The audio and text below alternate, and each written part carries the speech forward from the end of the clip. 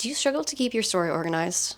Are you constantly misplacing notes for like so many copies of your story? Well, I have a solution for you, and we're gonna dive into it today. Let's go. Now, artists are not known to be very organized people. We go with the flow. We embrace when inspiration comes to us.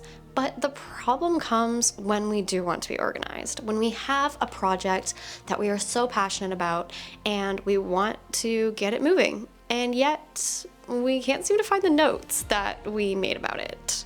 So we stall and we wait and we search through notebooks endlessly until we inevitably give up on that project, which is never what we want.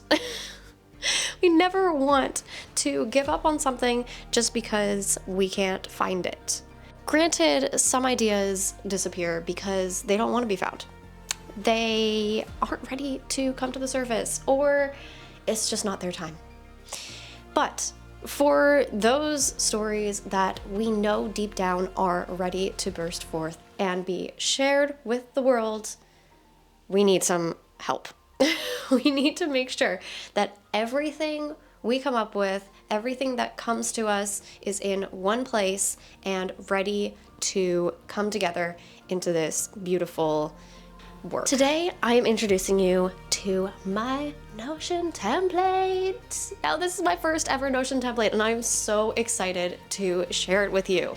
It is full of prompts, it's full of sections for characters, it's full of everything a writer, screenwriter, really, I don't know, any creative storyteller can need to organize their ideas, and I'm so excited about it. I've been using it myself, and I'm so excited.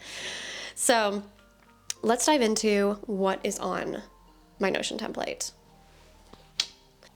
I just realized I didn't really introduce myself. I am Bridget. I didn't even say my name properly. Okay, I just realized I didn't really introduce myself at the beginning of this video. My name is Bridget. I am a writer and screenwriter. I studied film and visual arts. And I'm here to help you guys bring your stories to life in the most authentic way you possibly can. So let's dive into the Notion template. I'm gonna put up a screen recording so you guys can actually see what I am doing. Just gotta get that rolling. Today, we're just gonna look at the dashboard. This is the, like, I don't know, it's the dashboard. So this is where all of your not basic, but the core elements of your story live. So it's a place where you have your log line, it's where your synopsis is, it's also where I put things like your why, which is really important because you want to know why you're writing the story. I know it's very, like, I'm trying not to say the word basic very much, but it is kind of, it's a question that is asked a lot when you are pitching. It's asked why this story, and it's really important for writers to know why they are writing the story and why they're so passionate about the story, because then you can have a real personal connection to the story and really build on that through your writing. I also put things like what is a quote or a specific work that inspired this story, because often there is one thing that you can pinpoint that inspired this story. I know for one of my long-running projects, it was a sculpture that I saw in an art textbook in art school, and it was a sculpture of Cupid and Psyche, and that really started my journey on writing a Greek mythology story, which is still going, which has been a while, but what can you do? I also included things like a theme song, which I am really passionate about. I love when you can tie music into a story and have endless playlists about character, about plot, and everything. So having a theme song is really great. And this is one of my favorite songs of all time. You're the Voice by John Farnham. Such a good song.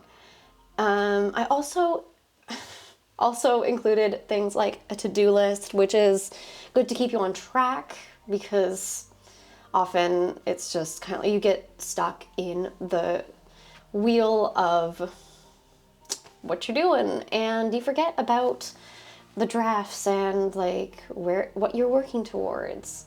So having this reminder is really great. I did also put in little reminders as call outs, things that can keep you moving and keep you motivated. This section right here is as it says on the top, it is the brainstorming section. And we're gonna move on to the outline builder, which goes a bit further. The brainstorming section is really about brainstorming. So it has all the things like character database. It has a section on plot, story world, brainstorming, everything.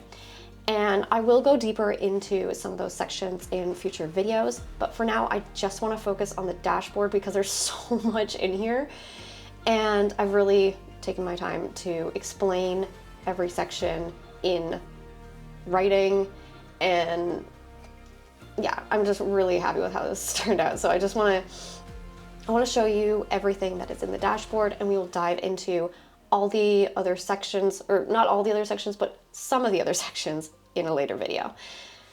In the outline builder, we have things like the working story title, we have the core question and conflict. This is looked into when you go into the plot database in the brainstorming section, but in the outline builder, you really get to focus in on what you are talking about. And this relates into theme, where you are looking into what your characters are questioning. What is your story really about? And we also have things like your genre and tone, which are very important. It is so crucial to establish those things early, and that allows you to build things like the visuals. And for novels, this can be really helpful to have your language figured out. What kind of prose do you want to write? In screenplays, it can be really helpful to build an atmosphere and build a lookbook, that kind of stuff. And moving on, we do have things like the story structure templates. In the brainstorming section, we have a whole section that explains all the different story structures. So here also have the templates, which you can fill out. I also have one for the plot embryo, which is one of my personal favorite story templates, and it's one that you can print out and do on your own. We also have a scene database, which is helpful for putting in scenes that don't necessarily have an order yet. You simply have ideas. So there's a table. There's a table that you can fill in and simply have ones that don't have an order yet. And you don't know where they go, but they are cool ideas that you might want to explore later. And then we also have a place for the full outline, which you can either do here or somewhere else. It's just an option that you can choose if you want to. And lastly, we do have the writing goals, and we have momentum builders, which I really like that section. I know I'm saying that a lot, but you know, it's my Notion template, so I am really proud of it. The writing goals is really a place where you can track your goals, and it's a place where you can remind yourself that you're doing a good job. You are on your way to writing this story, and it is a big accomplishment. It's a big deal. So you can keep track of all your drafts, and this will help you like remember which draft you're on as well. So we have a due date. If you have a due date that's self-imposed or externally imposed, great, either way. And we have a status section. And then in the momentum builders, we have things like the motivation bank, which I have put a few videos that motivate me. It's like behind the scenes things. It's like videos from YouTube that I really like to watch and that get me motivated to write. We also have writing prompts, which are like a list of questions about writing. It goes through.